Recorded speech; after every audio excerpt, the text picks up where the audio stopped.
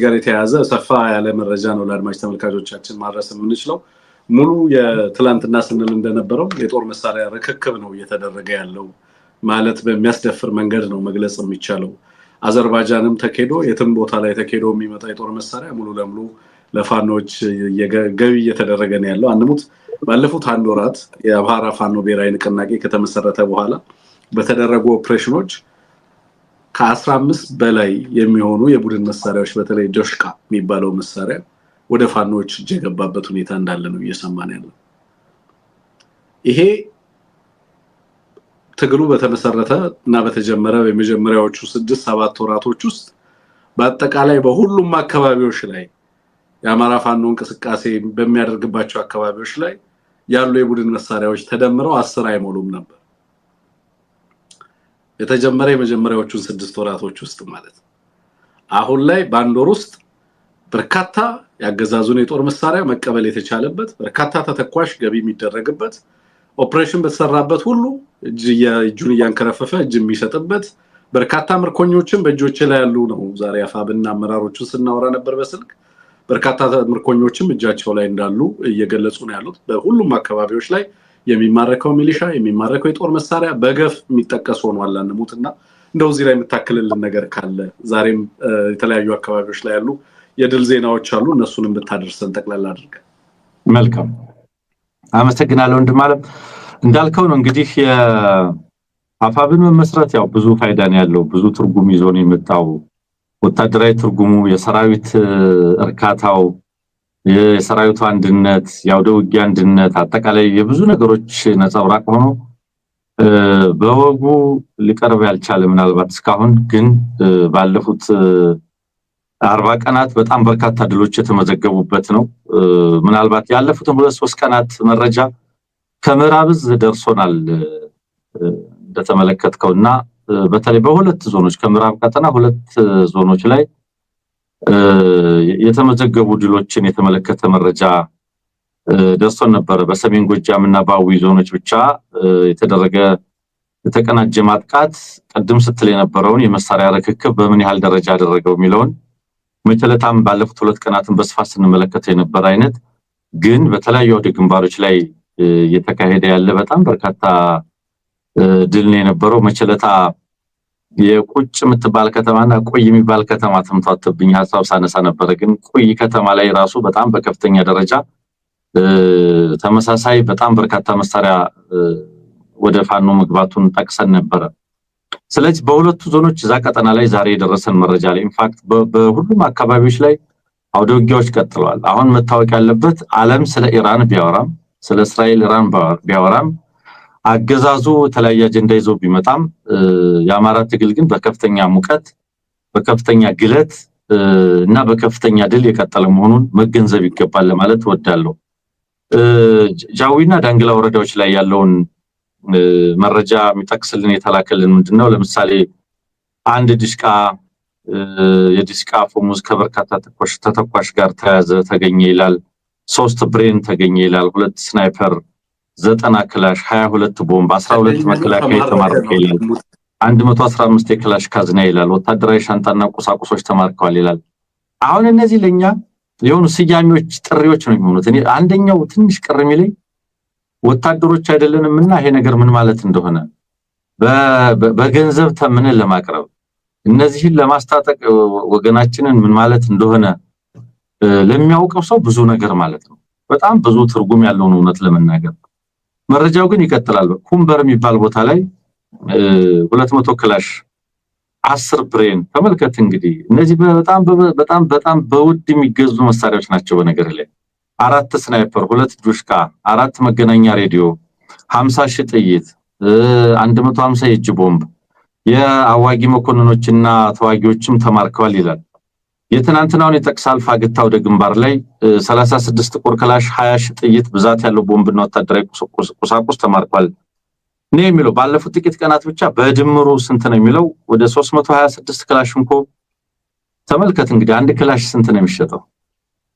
አብይ አህመድ አዘርባይጃን ሄድ የትም ሄድ እያመጣ ወገናችንን እያስታጠቀ ነው። ትጥቅ ላስፈታ ብሎ ነው የገባው፣ ግን ወገናችንን እያስታጠቀ ነው። 13 ብኔር 6 ስናይፐር 2 ዲሽቃና 1 የዲሽቃ ፈሙዝ ሌሎችም በርካታ ቁሳቁሶች ተማርከዋል ነው የሚለው። እንግዲህ ይሄ በአንድ ቀጠና ላይ ብቻ የተገኘ ድል መሆኑን መረዳት ትችላለህና በዚህ አይነት በተለያዩ አካባቢዎች መሰል ድሎች በጣም ተጠናክረው ቀጥለዋል። 206ኛ ኮርም እንደዚሁ ዛሬ በጣም በርካታ ጦር መሳሪያና ያገዛዙን ኃይል መምታቱን የሚያሳይ በጣም ሰፊ መረጃ ደርሶናል።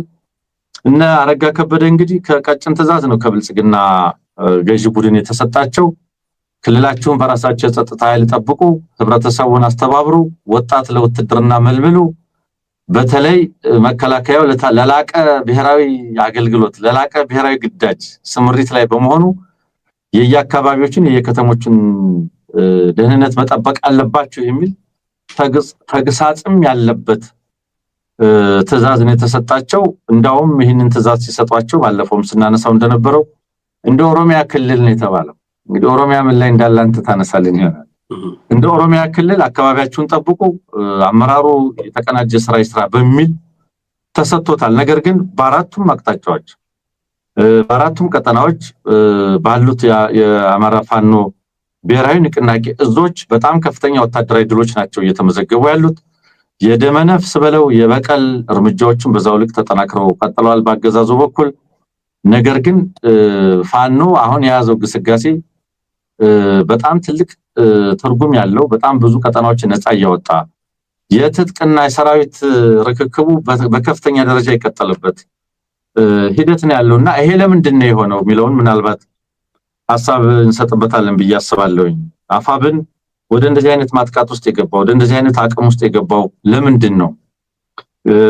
ቀደም ሲል የነበሩት የአፋባህና ፋህድ ይባሉ የነበሩ ድርጅቶች ወደ አንድ መጥቶ የአማራ ፋኖ ብሔራዊ ንቅናቄን መመስረት ከአውደ ውጊያ አኳያ ከፖለቲካ አኳያ ከሚዲያም አኳያ ከአጠቃላይ ሁኔታዎች አኳያ ያመጣው ተጽዕኖና ለውጥ ቀላል የሚባል አይደለምና አብዛኞቹ ነገሮች የዛ ውጤት ናቸው።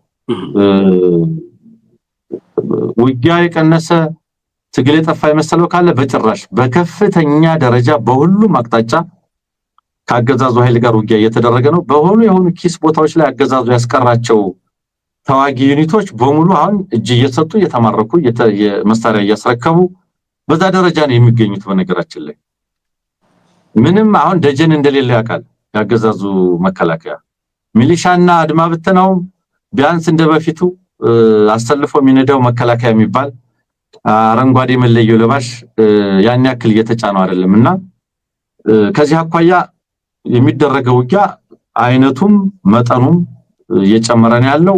ድሉም በዛው ልክ እየሰፋ ነው ያለው። ይሄ ምን ማለት ነው? ወዴትስ ይወስደናል? ለምን ይሄ ሆነ? እንግዲህ ምናልባት ሐሳብ እንሰጣለን ወንድም ማለት ያ በርካታ እንግዲህ እንዳልከው በጣም ሰፊ ጦር መሳሪያ ርክክብ ነው። አሁን እንዳልከው ከሁለት አካባቢ ብቻ የደረሰ ሪፖርት ነው። በዛ ላይ የሚመረቀው ኃይል በጣም በርካታ ለውጥ አለ። በነገራችን ላይ በዚህ አጋጣሚ የምንናገረው ነገር ምንድነው? የአማራ ፋኖ ብሔራዊ ንቅናቄ አፋብን ጋር በጣም በርካታ ለውጥ አለ። የዛሬ 6 ወር የምታውቁት ሰራዊትም አይደለም። በጣም ሰፊ አቅም መፍጠር ተችሏል። በጣም ሰፊ ቀጠናዎችን መቆጣጠር ተችሏል። እና አሁን ርክክብ በሚባል ደረጃ ነው እየተደረገ ያለው ነው እንቅስቃሴ ነው። አገዛዙ እጀምራቸዋለሁ ያላቸውን ሌሎች ተጨማሪ ጦርነቶች ጭምር አንሙት እንትን ውስጥ እንዲገባ አድርጎታል። አሁን ባለው ሁኔታ በሁመራ በኩል ያከማቸውን ኃይል እዛው ጋር አስቀምጦታል። ምንም ማድረግ አልቻለም። ምክንያቱም አማራ ክልል ያለው ሁኔታ በፊት ከነበረው በጣም በተለየ ሁኔታ የተቀየረበት ሁኔታ ነው ያለው። በጣም በርካታ ለውጦች አሉ። ሰፊ አቅም መፈጠር ተችሏል። በነገራችን ላይ ዛሬ ያገዛዙም አንዳንድ ሰዎች አመራሮችን ስም እየጠሩ እገሌ እንደዚህ ሆነ እንደዚህ የሚል ነገር ሲያነሱ ነበርና በዚህ ይሄንን ተከትሎ አንዳንዶቹን አመራሮች ለማናገር ሙከራ አድርገናል። አንሙት አንተም እና በሚያስደንቅ ስራ ላይ ነው ያሉት። የሚያስደንቅ ስራ እየተሰራ እንዳለ በዚህ አጋጣሚ መናገር ያስፈልጋል። ጌም ቼንጀር ሊሆኑ የሚችሉ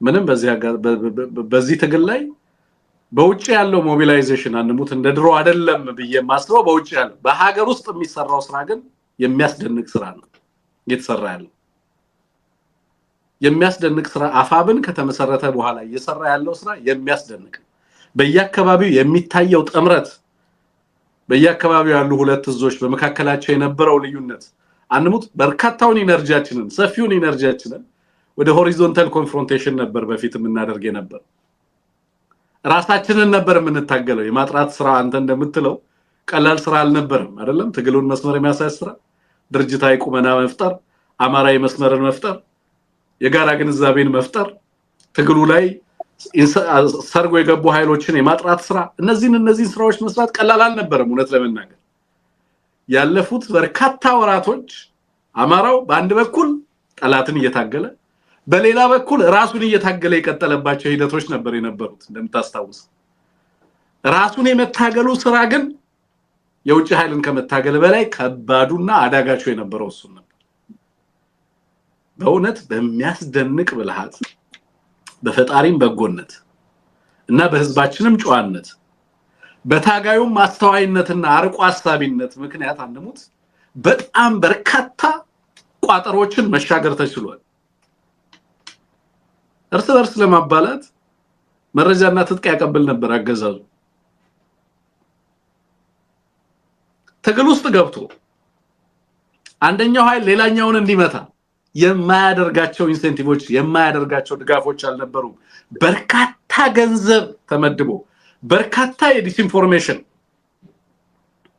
እና ዘመቻዎች ተመድበው የአማራውን ትግል ለማፍረስ የአማራውን አንድነት ለመናድ የአማራ ኃይሎች እርስ በርስ እንዲመታቱና እርስ በርስ እንዲጠፋፉ ለማድረግ ያልተሰራ ስራ የለም ያንን መሻገሩ ብልጽግናን መሻገር የብልጽግናን ኃይል መቅጠም ለአማራ ቀላል ነበር ያገዛዙን ኃይል የትኛውንም ወታደራዊንም ፓራሚሊተሪውንም ማስቆም ተችሎ በዋናነት ፈታኝ የነበረው በውስጣችን ትግሉን መስመሩን የማጽዳት ሂደት በጣም ፈታኝ የነበረበት ሁኔታ ታስታውሳል አሁን ያ ሁሉ ኢነርጂ አገዛዙን ለመታገል ነው የተቀየረው ያ ሁሉ አቅም የተደራጀ አቅም እንዲሆን ነው የተደረገው ያ ሁሉ አመራር የተደራጀ አመራር እንዲሰጥ ነው ይሆን